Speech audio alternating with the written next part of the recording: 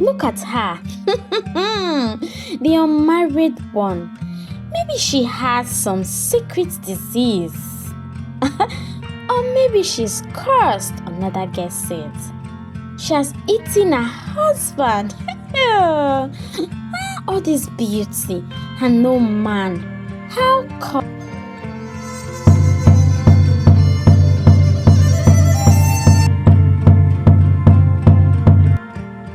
Once upon a time, in the village of Udu, lived a young maiden called Ochuko. Ochuko was a woman of beauty, kindness, and generosity. Ochuko's early life was filled with joy and friendship. She grew up in a hut situated in the outskirts of the village.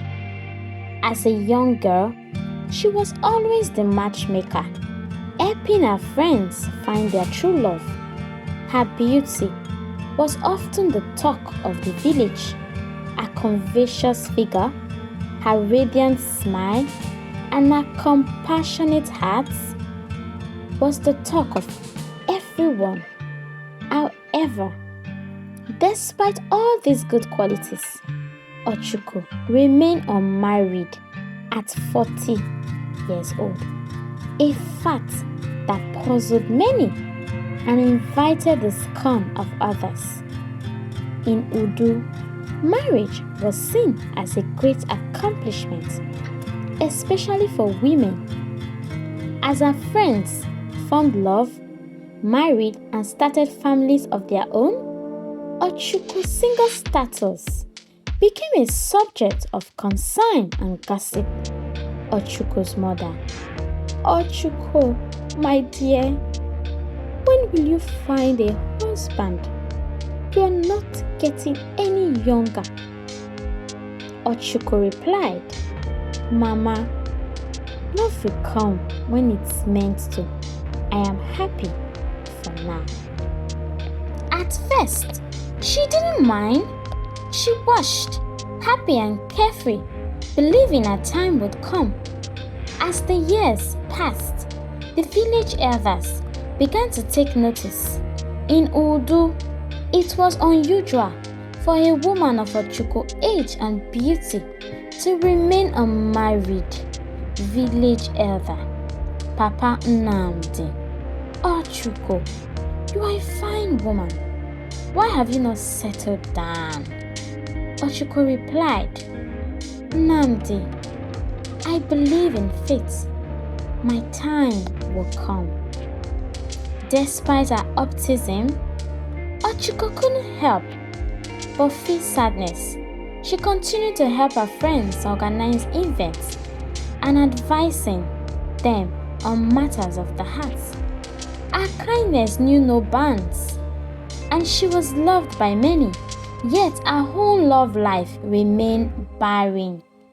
One day, she sat inside her hut alone, crying, thinking, is there something wrong with me? Is there something wrong with me?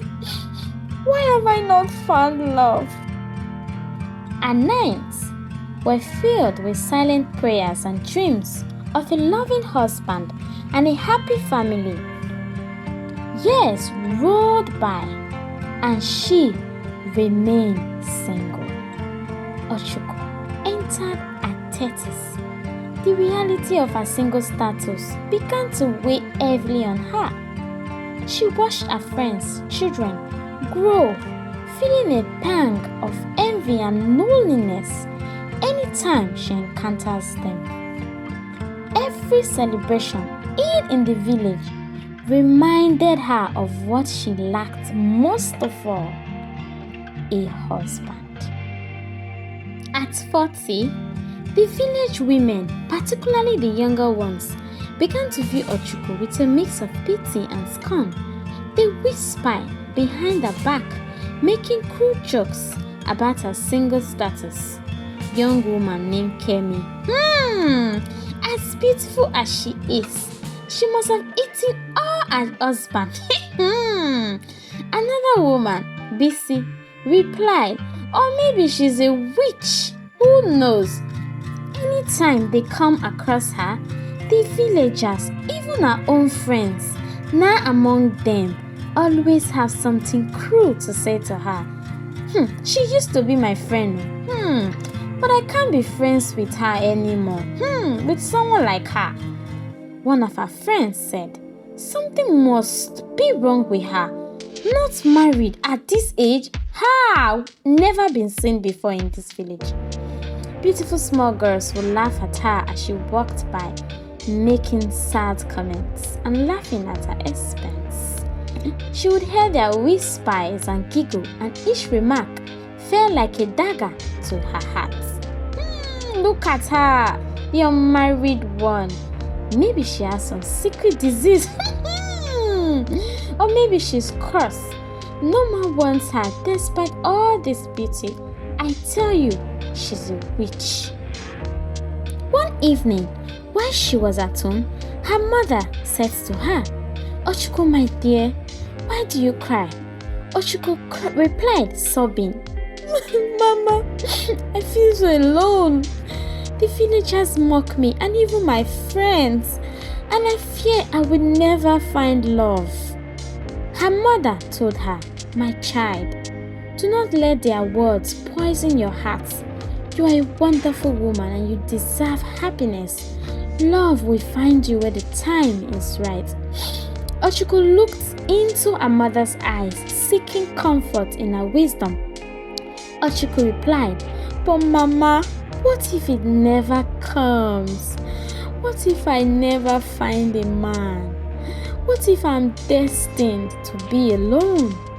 Mama Ochuko smiled, her eyes filled with love and compassion. Trust in the journey, my dear. Life has a way of surprising us when we least expect it. Ochuko nodded, trying to take her mother's words to heart, but the doubt and fear remained lurking in the corners of her mind. One day, while gathering firewood in the bush, Ochuko decided to sing. Her voice, though beautiful, was filled with sadness. The melody floated through the air, mingling with the sound of the forest. As she sang, she found a measure of peace in the music, her sorrow momentarily forgotten. Suddenly, she heard a noise behind her. Turning back, she saw a man approaching. He was tall and handsome, having a well-built physique, and he has an earring in one ear. Ochuko felt a surge of fear, but the man's gentle smile eased her apprehension. He said, do not be afraid. Your voice is angelic. But why so sad? Ochuko stared at him, unsure of how to respond. She has never seen this man before. He was clearly a stranger to the village. Ochuko replied, why should I tell you? You are a stranger. The man took a step closer, his eyes kind and sincere. I may be a stranger, but I am drawn to your voice and your beauty. Please tell me, why are you sad? Ochuko shifted back. She had been hurt so many times before, and she found it difficult to trust. I don't think others will be happy with you talking to me. They say I am cursed.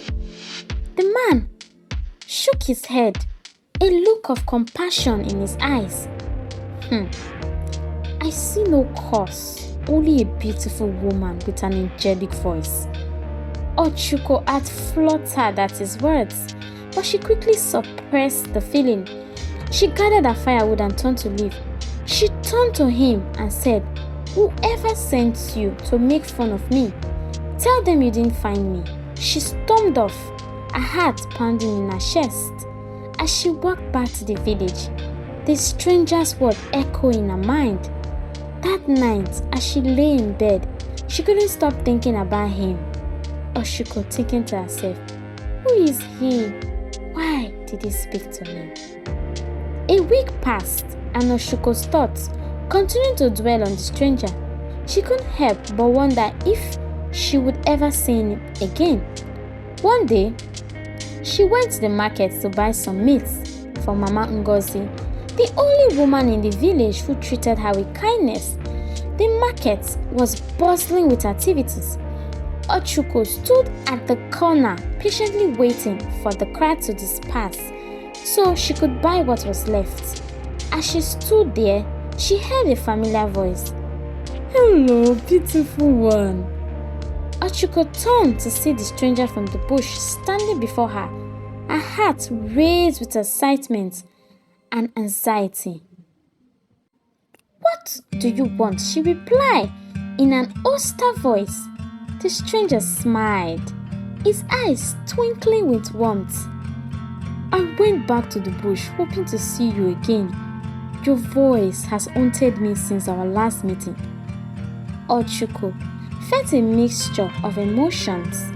Nobody had called her beautiful in years, and now this stranger had done so twice, despite her initial suspicions. She couldn't deny the flutter of hope in her heart. She asked, "Why are you doing this? Are you making fun of me?" The stranger's expression turned serious. "I am not making fun of you. I find you truly beautiful and captivating." Oshiko's heart skipped a bit. She had grown accustomed to scorn, not praises. The stranger's words were like a balm to her wounded soul. She replied nervously, "What do you want from me?" "I want to get to know you. May I have the honor of your company?" Ochiko hesitated, glancing around nervously. The market was filled with people, and she feared their judgment. But something in the stranger's heart compelled her to trust him. She replied, "Very well, but let us talk somewhere private." The stranger nodded, and they walked to a quiet spot away from the prying eyes of the villagers. As they talked, Oshiko learned more about him. His name was Ifeanyi, and he was the son of the village chief. "I have traveled far and wide," he said, "but my heart has led me back here, and now it has led me to you." Oshiko was overwhelmed by Ifeanyi's sincerity and kindness. For the first time in years, she felt hope stirring in her heart. She said, "But why me? I am shunned by my village. I see beyond their ignorance. I see your true beauty and worth." Oshiko ached with a mixture of hope and fear.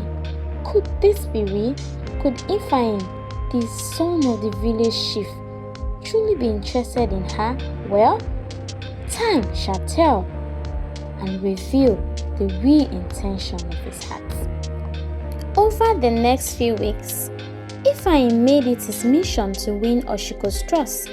He would visit her often, bringing small gifts and spending quality time with her. They would talk for hours, sharing stories of their lives and dreams for the future. Oshiko told him one day, "I never thought I would find someone who understands me so well." Ifeanyi replied, "And I never thought I would find someone who captivates me so completely." Their bond grew stronger with each passing day. Ifeanyi's unwavering support and genuine affection slowly began to mend the walls around Ochiko's heart. Ifeanyi's efforts to win Ochiko's trust did not go unnoticed by the villagers. Many were curious about the developing relationship, and not all of them were pleased. Whispers and rumors began to spread, fueled by jealousy and prejudice. Jealous suitor named Obina approached Ifeanyi. Why would a chief's son choose her? There must be some sort of trick. Village woman Amaka, she must have bewitched him. How else could she attract such a gallant man? We need to do something. She must not marry the chief's son. One dark night, a group of young girls entered into Oshiko's hut while she was sleeping. They beat her and her old mother up and tied both of them, their hands and legs. They carried her from her hut deep into the forest, where they start digging hole. As they digged, one of the girls started taunting Oshuko. She said, "Stupid woman! Out of all the young and beautiful girls in the village, the chief's son did not see anyone but you old hag. It is clear you are using shams. And today that sham must fade after we bury you alive." Oshuko was so weak from the beating that she had no strength but to cry silently and pray. One of them said forcefully, "It is almost morning. I am sure that our old blind mother must have raised an alarm. Let us leave her here. It is deep in the forest. The wild animals will surely eat her. Let us rush back before anyone notices we are missing." They left her with her hands and legs tied inside the deep forest at the mercy of the night. Back in the village, Ifeanyi was frantic. He organized search parties, scouring the village and surrounding areas, but Oshuko was nowhere to be found. Ifeanyi cried, "We must find her. She's out there somewhere, and I won't rest until she's safe." Days turned into weeks, and hope began to dwindle. Ifeanyi's father, a respected chief, approached him with a heavy heart. "Ifeanyi, my son, I understand your pain, but you must move on. The village needs you to choose another wife." Ifeanyi was torn between his love for Chuku and the pressure from his father and the villagers. Ifeanyi replied to his father, "I cannot marry another when my heart belongs to Chuku." But the pressure was immense, and eventually Ifeanyi went to the demands of his family and the village. A new wedding was arranged, though his heart was heavy with sorrow. Meanwhile, deep in the forest, an old woman named Mama Nkechi was looking for herbs when she stumbled upon Oshuko. Mama Nkechi cried, "Oh child, what have they done to you?" She untied Oshuko and took her to her small hut, where she nursed her back to health. Oshuko, weak but grateful, recanted her ordeal. "I was taken by those who wished me harm because of my love for Ifeanyi." Mama Nkechi, a very wise woman, told her, "Listen, my child, you have to rest now. We will return when you are stronger."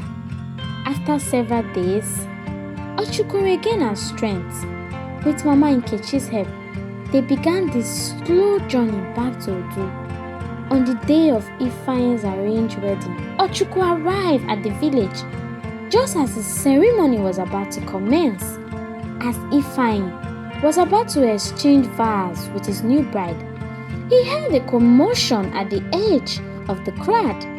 Turning to see what was happening, his eyes widened in disbelief.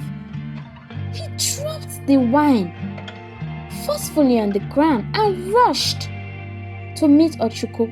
Oshuko! He hugged her as tears of relief and joy streamed down his face. "I thought I've lost you forever." Oshuko, equally emotional, embraced him tightly. "I am here now. I was taken, but I am back now." The crowd was torn into silence. The new bride, shocked and embarrassed, stepped aside as Ifeanyi and Oshuko reunion played out before them. Oshuko then explained what had happened, pointing at the culprits among the villagers. "These are the ones who took me. They must face justice for their actions." The villagers, angered by the sudden betrayal, turned on the kidnappers. They were promptly apprehended and taken to the village elder for judgment. Shifokoro, this is a grave crime. They will face the full extent of our law. With the kidnappers dealt with, the village turned its attention back to the reunited couple. Ifeanyi, still holding Oshuko close, spoke with determination. "Let us continue what we started. Oshuko is my true bride, and nothing will change that." The ceremony was quickly rearranged, and Oshuko and Ifeanyi were married that very day. The village, now fully supportive, celebrates their union with renewed joy and favor. Life after the ordeal was beautiful for Chukwu and Ifeanyi. It was filled with healing and love. They supported each other through the memories of the dark times, growing stronger as a couple. Mama Ochukwu was overjoyed at her daughter's return and the happy marriage that followed. She said, "My daughter, you've endured so much, but you have come through it stronger. I'm so proud of you." Ochukwu and Ifeanyi worked together to contribute to the community, sharing their story to inspire others and bring about positive change. The villagers, seeing their resilience and love, admired them even more. Ochukwu, to a group of young women, always have faith and be strong. Life will test you, but with love and determination, you can overcome anything.